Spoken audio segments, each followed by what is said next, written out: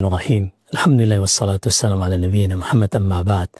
Ada beberapa pertanyaan dari teman-teman tentang Ustadz, bolehkah mengambil ilmu dari seorang yang merokok atau nge-vape misalnya? Maka kita jawab, wabillahi nasta'in. Perlu diketahui bahwasanya perkara tentang rokok dan vape ini adalah perkara baru, yang para ulama ketika ingin menghukuminya, mengeluarkannya dari hukum asal, mereka menggunakan yang namanya qiyas.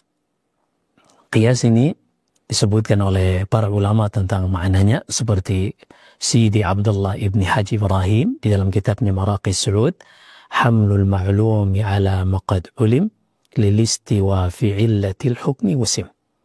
Definisi dari qiyas ini adalah ilhaqu far'in bi aslin fi hukmin bi illatin jami'atin bainahuma, yaitu seorang alim yang telah terpenuhi padanya syarat-syarat ijtihad, ia berusaha untuk mengetahui hukum suatu objek dengan menganalogikannya dengan objek yang ada pada zaman Nabi Sallallahu Alaihi Wasallam, dikarenakan adanya kesamaan pada illah atau sebab yang akan menghasilkan hukum yang sama.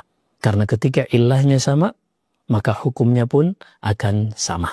Dan illah ini yang dimaksud manautul hukum adalah sebab yang dengannya Allah menjadikan objek tersebut menjadi hukumnya haram atau halal. Seperti misalnya khamr.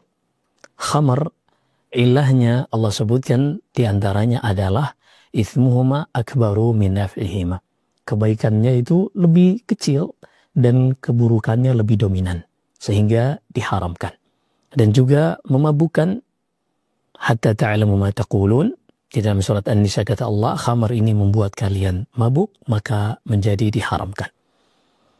Kemudian setelah kita mengetahui definisi dari qiyas ini, para ulama berusaha untuk mengetahui objek yang kontemporer ini dengan melihat semua sisinya, untuk mengetahui hakikat dari objek ini. Karena para ulama tidak akan menghukumi sesuatu kecuali mereka telah meliputi objek tersebut. Sehingga mereka mengatakan al-hukmu ala syai'in far'un an tasawwurih. Hukum yang disematkan kepada sesuatu ini adalah hasil dari peliputan terhadap objek tersebut. Karena seorang yang tidak mengetahui sesuatu, dia tidak boleh menghukumi apapun tentang sesuatu itu. Allah berfirman dalam surat Isra, "Wala taqfu ma laysa laka bihi ilm." Jangan engkau mengikuti apa yang tidak engkau ketahui. Dan seorang kalau dia tidak mengetahui suatu bidang, dia tanyakan kepada ahli dan expert di bidang tersebut. Seperti rokok dan vape misalnya. Ada bidang medis, ada para dokter yang mereka sepertinya sudah tidak ada lagi yang luput tentang penjelasan jurnal, penelitian para dokter tentang bahaya rokok ini. Begitu juga vape disebutkan oleh bidang kesehatan di Amerika. Ini orang kafir saja. Dan muslim tentunya aula wa a'lam. Mereka mengatakan vape dan rokok konvensional ini sama bahayanya.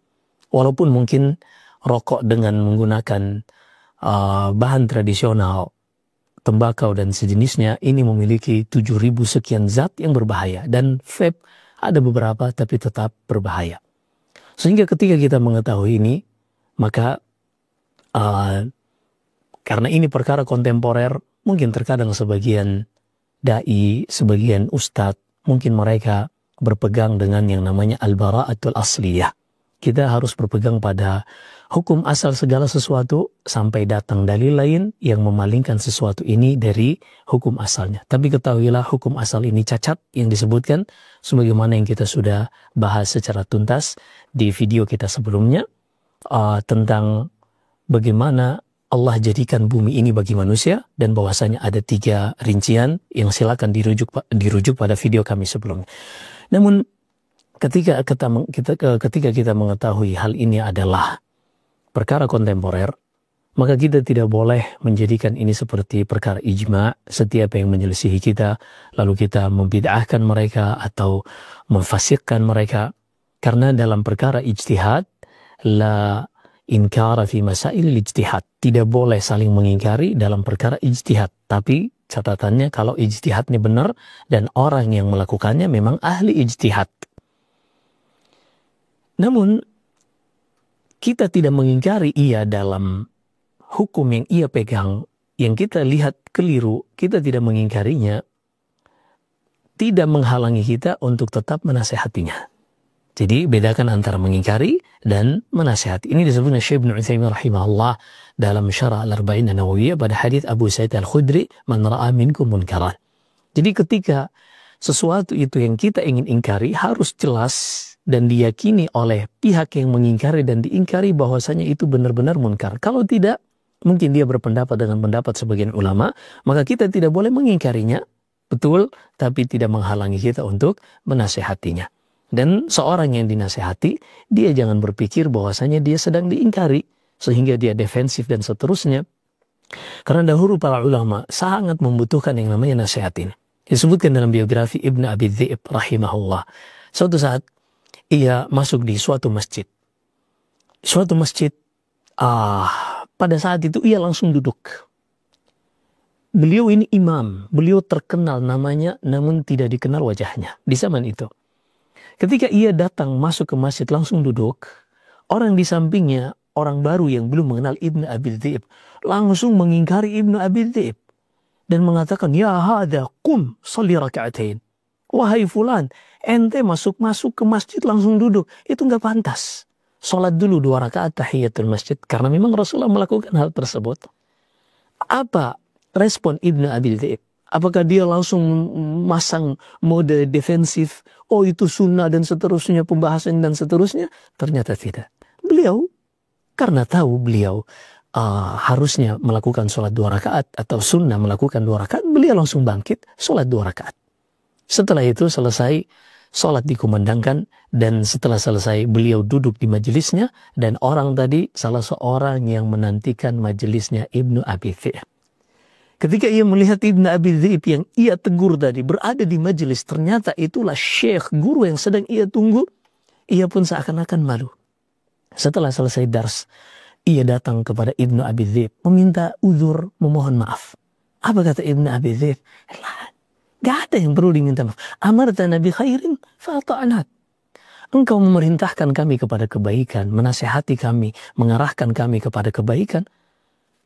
Apa halangan untuk kami mengikutinya? Tidak ada alasan bagi kami untuk menolak nasihat yang baik.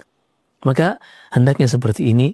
Dan kalau kita melihat ustadz-ustadz kita yang mungkin mereka memiliki pendapat tentang hal tersebut, maka mereka ini tidak kita ambil pendapatnya dari sisi ketergelinciran ini berdasarkan dalil-dalil dan pendalilan yang sudah kita sebutkan tadi.